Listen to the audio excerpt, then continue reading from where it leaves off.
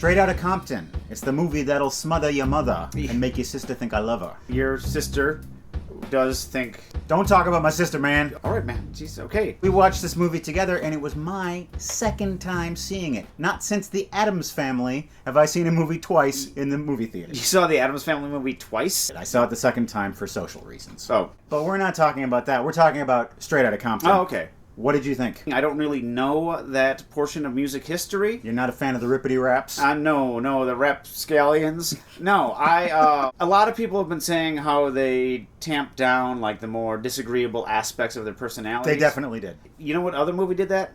John Carpenter's Elvis. It was right after Elvis died, and Elvis was getting a lot of bad press because he was fat and died in an embarrassing way. And John Carpenter's film really cemented the reputation of Elvis as this legend. You know what other biopic sort of lessens the more disagreeable qualities of its subject matter? Every other one. I think it's important to paint these guys as these American heroes because it legitimizes them as musicians and as social critics, which I think The Police is one of the most important protest songs since Bob Dylan. There's so much of rock history that we were raised with about the 50s and the 60s and how they were just better than the times we were living in. And it's good to see something from the time when we were growing up put in that same golden light, saying that this is as important as anything that was done by Buddy Holly or the Beatles or anyone else. There was a review on the AV Club, which was I felt kind of mean-spirited about the movie. One of the main things that the AV Club said was that O'Shea Jr. was a shitty actor, which I disagree with totally. He's no Olivier, but he carries that role, and more importantly, he can do the comedy in that role. You say he's no Olivier.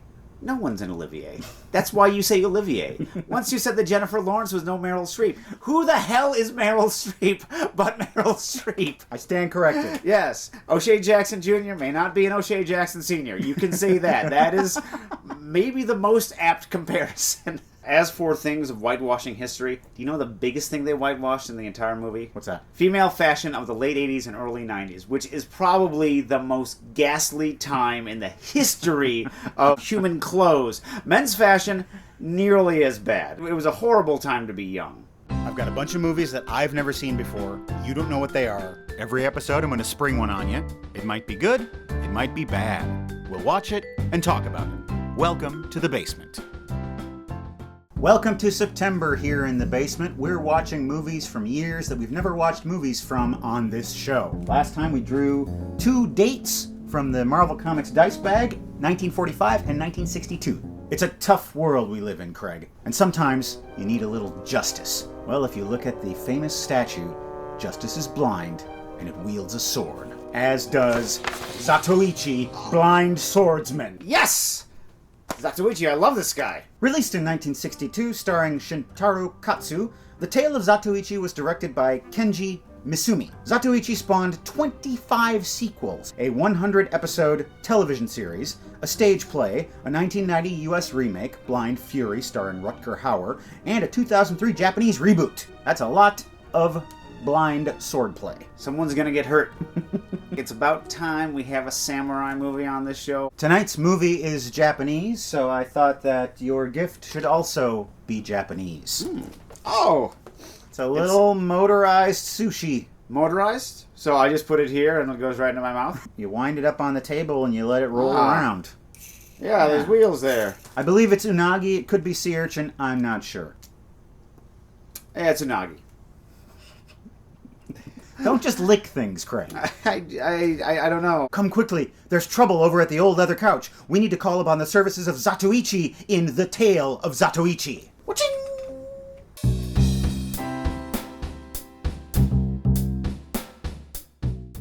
Zatoichi, A.K.A. Ichi, arrives in Ioka. I'm an old Russian woman. Oh, they'll never suspect me.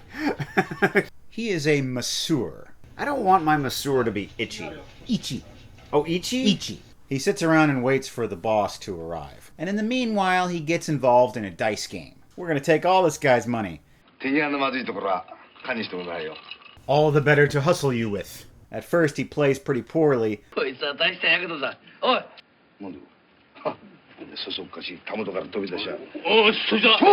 He did the same trick with a horse race once. Hard to keep a horse up your sleeve. He ends up winning all the money. Ishii was cheating the cheaters. I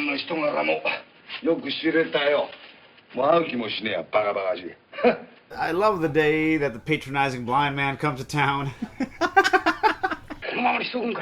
Quickly, let's all blind ourselves.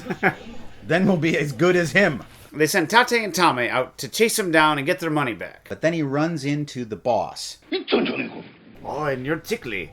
Sukigoro, and he decides to stick around for a while. Ioka is a big gambling town, and there's another gambling town next door, and they're trying to get in on Ioka's action. Sakagawa. Sasagawa. Those two gangs don't like each other, and they're going to fight. Sukigoro has heard a lot about Ichi, this blind masseur, who's also the best swordsman in the land, and so he wants to hire him to help their gang win the war. He tells one of his men, Tate, to look after Ichi. Tate, he's just gotta bite the bullet. Tate's in a little bit of hot water himself, though, because he got a local girl pregnant, and his sister is none too happy about that. I'll do the right thing. I'll call Mookie and Radio Rahim. My hearing is pretty amazing. I'm blind, you know. Yeah. Sukigoro learns that Shigezu, the head of the Sakagawa gang... Sasagawa. I hope I'm pronouncing these names good, because or else I'm gonna catch hell from our viewers. Sasagawa. Is bringing in some samurai who's this badass. So he thinks, I definitely need this Ichi guy on my side now. The next day, Ishii goes out fishing. Blind man can't fish.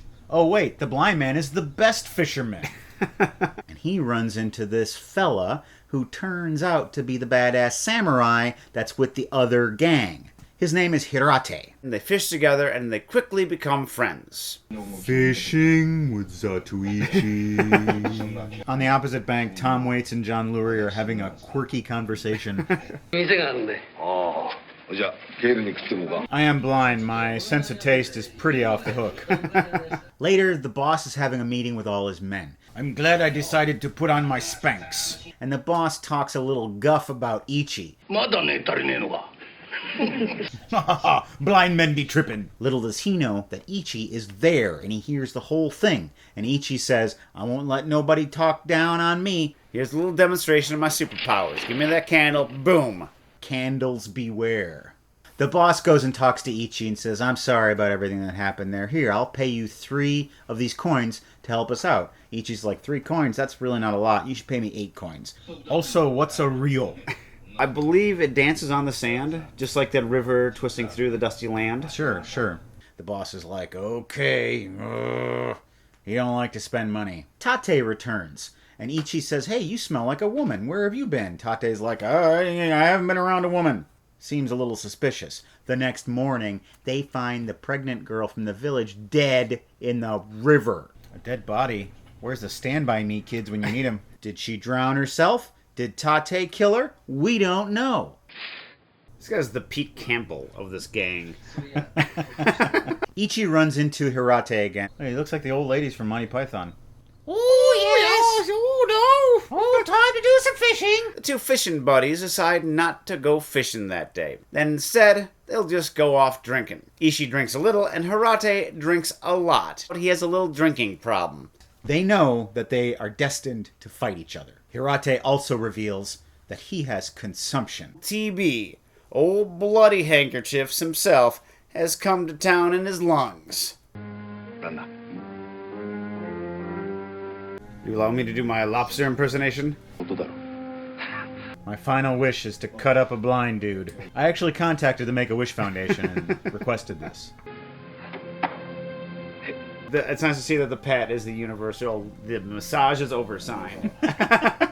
Shigezu from Sakagawa arrives. And he sits down, he starts talking about plans for the upcoming battle. Ichi's like, I really shouldn't be here because it's awkward. I better leave. Shigezu says, that guy's with Ioka? Oh, why did I talk about all those plans? And he sends a couple guys after him to kill him. Little do they know, they're dealing with Zatoichi. And Zatoichi is finally gonna fight. And that didn't take too long, did it? You happy now, Matt? A little bit. He takes care of both of them tout sweet. You can keep the lantern, sighties. They find the 2 guys who have been mortally wounded by Zatoichi, and the boss says, don't worry, I got a secret weapon. I got my hands on a rifle. I'll just shoot anybody.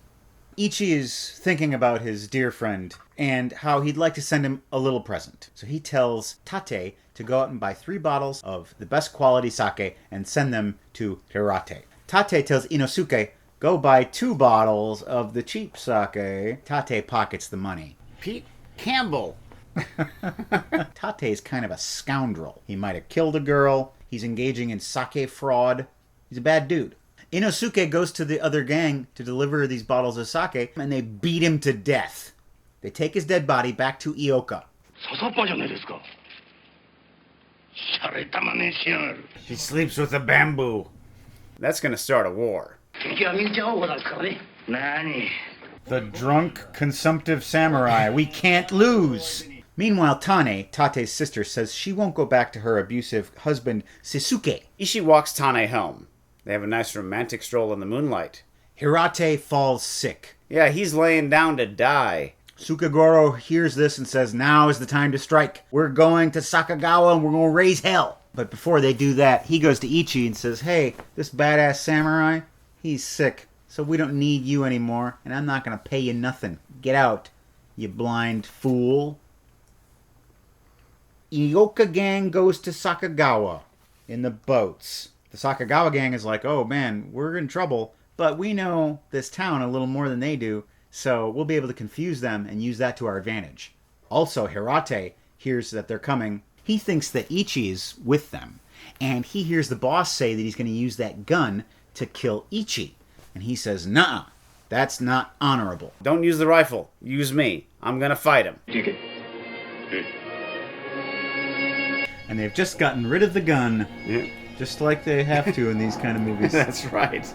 The Ioka gang near Sakagawa, they're cocky. Look, there's hardly any of them and they're running away. But it's a trap. The town is like this labyrinth, and they pick off the Ioki guys because they don't know where the warriors are coming from. We are the Sakagawa Glee Club. We're here to help. And Hirate starts going to work. He can take them all with one lung tied behind his back. Ishi finds out that Hirate has gone to fight. Just like Biggie Smalls. His friend can't be killed by low-life gangsters. He has to die honorably. On his way to the battle, he runs into Tane. Tane's like, I love you. I want to stick around with you. I'll help you. I know we won't have much, but we'll have each other. And he's like, we'll talk later. So Ishi hops the nearest sedan chair off to the battle. He steps up onto a bridge, and Hirate goes to meet him. Everything stops.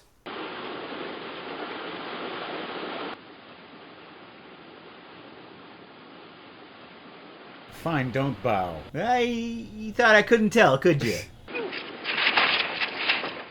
They fight, and Ichi wins. Ishi has killed his friend Hirate, and he weeps. The Ioka gang is inspired by this, and they rally and defeat the other gang. But good news, Tate has been promoted. Little Weasel gets out on top. Back in the town, Sukagoro is celebrating. He's like, we won. Hey, Ichi, good job. Drink up, buddy. But Ichi says, no way, Jose. And he takes away all their fun by busting up their liquor bottle. So many of your men are dead, and they died for no reason. I'm out of here. He gives the boy some money to bury his friend Hirate, and he gives him his cane sword. He says, I'm no longer going to be a gangster. I'm just going to be a wandering blind man. As Zatoichi is wandering off, Tate sneaks up behind him. He's going to kill him for some reason, but even without a sword, Ichi is deadly. Down he goes into the old muddy. He forsakes the woman who's in love with him, and he wanders off into the forest. The Tale of Zatoichi, Blind Masseur. Wait, that's not the title. No, it was The Tale of Zatoichi, Blind Sake Purchaser. No, that's not right either. What was the title? Oh, Blind Swordsman. That's right. I totally forgot. You're really disappointed at the lack of swordsmanship in this movie. I wanted a little more. Just a little bit more? Certainly more out of Zatoichi, the main character, who's supposed to be this badass swordsman. Mm-hmm. He barely does any swordplay, and in one scene he even refuses to because he doesn't feel like it. I understand that this movie really seems to be more about plot and character development and it's an ensemble piece, but I really wanted more bang for my buck. I'm fine with how much action there I did was. enjoy the movie. Yeah, I good. mean, the characters are good, the acting is good, the cinematography is beautiful. Mm-hmm. There's that one shot, which I know you noted, in the middle of the battle. That Where kind they're of, inside and the paper wall falls down and they're out on the street I now. mean, that's just an incredible shot. The pictures really draw you into the story. However, as good as that is, I was spending a lot of time thinking, come on, let's draw those swords. From what I understand, a samurai sword fight wouldn't be that long. It is two people moving fast and one person falls over. Right. And then, of course, we have Zatoichi, who is not your typical action hero. Not only is he blind, he's kind of tubby, he sort of waddles around. Yeah. He's a little awkward at times, he's very apologetic, but that seems like an act. He's just a really intriguing character. I wish more movies ended with the hero killing his nemesis and then crying. I love the fact that they had you and I, we're very much alike, us two, and it actually resonated. It's like, yeah, this is them becoming friends. This isn't them being like, you're as bad as I am. It's like, we're two lonely guys and we're all we have. They go into battle just so that no one else gets to kill the other person out of friendship. That's really, really impressive. Another thing I like about this movie is that the love story is aborted. The woman is trying to have a love story and he's just like building up a wall. He knows that he's a bad guy and that he doesn't deserve a great woman. The thing is that the woman completely deserves a great guy like Ishii. Sure. She's not going to find another one in crap town Japan. What did you think of the little subplots? Pregnant girl, Tane and her abusive relationship. How did they fit into this movie, or did they fit into this movie? I think they fitted in just fine, so it just wasn't a bunch of faceless goons that was behind them. We had, like, real life people, you know, it's like... It was a town. Yeah. They were in a town, and these various things were happening. And the arrival of this stranger causes ripples in all these different areas. Yes. How did you like Ishii? He's a little arrogant, which could rub you the wrong way, but... It's like, I'm just a simple country lawyer. He's Exactly. like that, but you know, Exactly. it's like, I'm just a blind masseuse, you know, I slice a candle. I can do that, but other than that, I'll give you the rubby rub, and that's fine. Do we know if Shintaro Kitsu is in fact blind? No, we don't know. We don't know. Imagine I think he not. is not. I don't know, but I'm sure our viewers will inform us. I'm sure they will. Final thoughts on the tale of Zatoichi. Are you in the mood to watch 25 more? I got nothing else going on in my life. Well, turn your sword back into a cane and tap, tap, tap your way over to our website, welcometothebasementshow.com. We have all of our episodes there, every single one. You can watch them all, one after the other. And there's an updated Season 4 episode guide for you to check out, plus a PayPal donation button where you can donate a few dollars or Rio to support our show. Arigato. Recent donors to Welcome to the Basement include Gwendolyn, who says, it's been a while since we've said hi, but we're still watching and laughing. Reed, Neil, Aaron, Adrian, Sarah. I found $5 on the ground today. I thought I'd give it to you guys. Hey! Several comments here that are directed at Craig. Amanda says, happy birthday, buddy. Stay cute. I'll try. Mason says, I met Craig at the Westtown Mall, and I thought it was a good, fun time. Nice to meet you. And Sophia, who says, Craig is super hot. Thanks. Oh, you made him blush. Drew, Tristan, Jeff, Mark, Thomas, Yadi, and Doug, who say, thanks for the insightful movie commentary. Cheers from Canada. And Tito, who's got a little story to tell. He went out to a party, he had some drinks, he ordered a pizza, and when he came home, our episode was waiting for him in his subscription box. He says, thank you, Matt, Craig, and Tona, plus all the kitty cats, for giving my evening the perfect finale. Excellent. We have some fan art today. T.S. Lemire made this little comic strip called Welcome to Debasement. Yes. An alternate universe version of our show where I'm mean to you. That would never happen on this show. And this is from Atticus Cy McCarthy, who has rendered us in Lego. Thanks a bunch, guys. Well, I would open up our mailbag today, but I forgot to check the P.O. box. So I'm sorry to say our mailbag is empty, except for one postcard here from some very important fans, Craig and Christina, who sent us this from Moosehead Lake all the way in Maine. Hey, well, there we go. Thanks for the postcard, Craig. You bet. I'll let you keep this one. Finally, I get one. I'm just kidding. I know. That's where I keep all my postcards. And now, it's time for Seen It! Seen it. Nice blind man. Thanks. I've been getting glaucoma.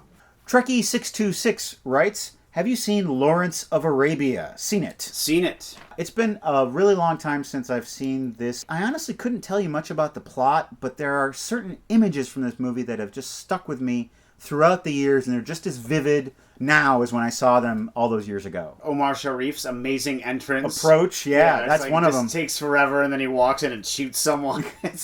Oh man, that's how you enter. I really want to go back and watch this movie again. It's something you have to find a lot of time for. I don't even know if I ever finished it. There's a lot of apocryphal stories floating around about Peter O'Toole, who was a legendary drinker and a legendary movie star. There was a review, and they were praising Peter O'Toole's acting. There's a close-up on his face, and you can just feel his determination, and it's just so powerful. Apparently later on, Peter O'Toole said of that review, I had that look on my face because I was so hungover I was trying to keep from throwing up. Whatever works, man. Sniper Bait 77777 writes, Taxi Driver with Robert De Niro. This was the first psychological movie I ever watched, and I would love to see it analyzed by you amazing people. Sorry, but we've seen it. Are you talking to me? Are you talking to me? Are you talking to me? Seen it. What can you say about Taxi Driver except everything for hours? Let's talk about your favorite moment in Taxi Driver. Well, the bloodbath at the end is pretty intense. The moment when he shoots Harvey Keitel and the glass breaks behind him. Because like, oh my god, the bullet went right through him. How do you even do that effect? It's like it was timed perfectly. You always forget that Albert Brooks is in that movie. I know, he's the secret weapon of that movie. It's like, oh, this is just too intense. It's like, oh hey, look, it's Albert Brooks trying to light a match with 3 fingers. Dawid Gaziowski says, have you seen Shine? Jeffrey Rush gives an astonishing performance. I'm curious what you guys think. Seen it. Seen it. Good movie, solid movie. The Flight of the Bumblebee scene is one of those scenes that is the reason why you watch movies. Because you want to see that scene. You got the underdog, you think he's going to mess up, and then he ends up blowing everyone away. Yes. It's also the dance scene in Napoleon Dynamite. You know, same thing. Mr. Gypsy Magic asks, watch Pi. That's not a question. Mr. Gypsy Magic bullies us with Watch Pi! First Aronofsky film I watched, and it made me feel like I had schizophrenia. Would love to hear your guys' opinions on it. Seen it. I have seen it, and I kind of felt the same way. Pi was one of those unusual films, like the movie Primer. I rented it, watched it, and the next night I watched it again, because I just felt like there was so much to absorb, and I had to return to it immediately. Yes. Math and Judaism and the stock market. And the little spiral. And the little spiral. It all comes together in one guy's brain, and he needs to dig it out. That's Seen It. And that's our show. We saw The Tale of Zatoichi. If you haven't seen it, check it out. He's a blind man, he's a sword man, he's a massaging man. Go and look at welcometothebasementshow.com. There's lots of stuff for you there. And like us on Facebook. And it's still September, so that means we're going to be drawing some more years out of the dice bag. But I'm not going to be drawing them. You're going to be drawing them, and you're going to be picking a movie from a year that we've never seen a movie from. Okay. Well, this is quite the gap. 1935 or 2014. I was hoping that would happen. This is the type of thing to melt my brain. All right, well, we could be watching anything next time on the show. We'll hope you join us. See you then. Please do. Now, Ichi, she may seem to be nice to you, but maybe there's something she's saying that makes you a little angry? Makes you want to fight her with a sword? Fight a tree, the moon, I don't care. Incidentally, that was the 24th film in the series. Zatoichi versus the moon. 何が嬉しいんだ